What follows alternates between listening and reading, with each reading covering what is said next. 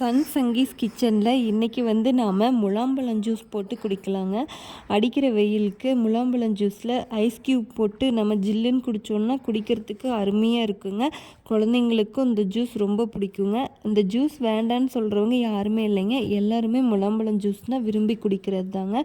எங்கே பார்த்தாலும் முலாம்பழம் ஜூஸ் விற்றுட்ருக்காங்க. வீட்லேயே இன்றைக்கி நாம் செய்யலாம் வாங்க.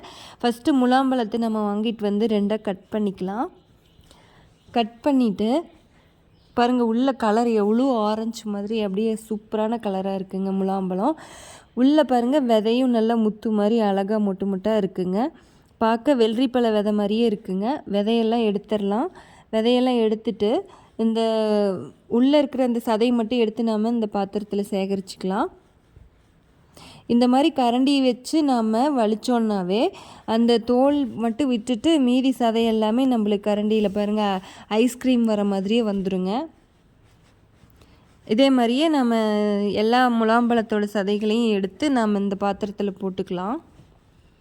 எல்லாமே எடுத்துட்டோம். பாருங்கள் எவ்வளோ அருமையாக இருக்குது. கலர் பார்க்கவே சூப்பராக இருக்குது பாருங்கள். இப்போ இது கூட நாம் சர்க்கரை சேர்த்திட்டு இந்த முலாம்பழம் ஜூஸ் நம்ம அரைச்சிக்கலாம். இப்போ எவ்வளோ நம்மளுக்கு சுகர் வேணுமோ அவ்வளோ சர்க்கரை போட்டுக்கலாங்க. நம்மளுக்கு இனிப்பு ரொம்ப அதிகமாக குடிக்கிறவங்களா இருந்தால் நிறைய சர்க்கரை போட்டுக்கலாம். ஆனால் குழந்தைங்களுக்கு கொடுக்குறதா இருந்தால் நம்ம சர்க்கரை கொஞ்சம் கம்மியாகவே போட்டு ஜூஸ் போட்டுக்கலாங்க. தேவையான அளவு இப்போ சர்க்கரை போட்டுட்டு நம்ம மிக்சியில் அரைச்சிட்டு வந்துடலாம். இது கூட தண்ணிலாம் சேர்த்த வேண்டாங்க, அப்படியே நாம் அரைச்சிக்கலாம். தண்ணி சேர்த்திட்டோன்னா நம்ம கட்டி கட்டியாக இருக்கும், சீக்கிரமாகவே அரைக்காது. உங்கள்கிட்ட பால் இருந்துச்சுன்னா கடைசியாக நீங்கள் அரைச்சி முடித்ததுக்கப்புறம் அது கூட பால் சேர்த்திக்கலாம். நான் பால்லாம் சேர்த்துலைங்க, அப்படியே முலாம்பழத்தில் நான் சர்க்கரை மட்டும் போட்டு அரைச்சிட்டு வந்திருக்கேன்.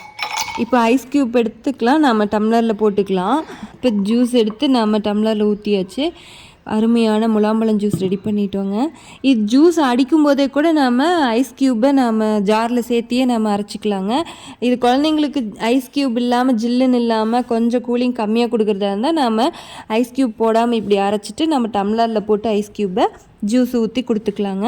நீங்களும் கண்டிப்பாக இந்த வெயில் காலத்துக்கு இது மாதிரி ஜில்லுன்ட்டு முலாம்பழம் ஜூஸ் போட்டு குடிச்சு பாருங்கள். இதே மாதிரி நீங்களும் கண்டிப்பாக ட்ரை பண்ணி பாருங்கள் ஃப்ரெண்ட்ஸ். இந்த வீடியோ பிடிச்சிருந்தா லைக் பண்ணுங்கள், ஷேர் பண்ணுங்கள், கமெண்ட் பண்ணுங்கள். கண்டிப்பாக சப்ஸ்கிரைப் பண்ணுங்கள் ஃப்ரெண்ட்ஸ். தேங்க்யூ.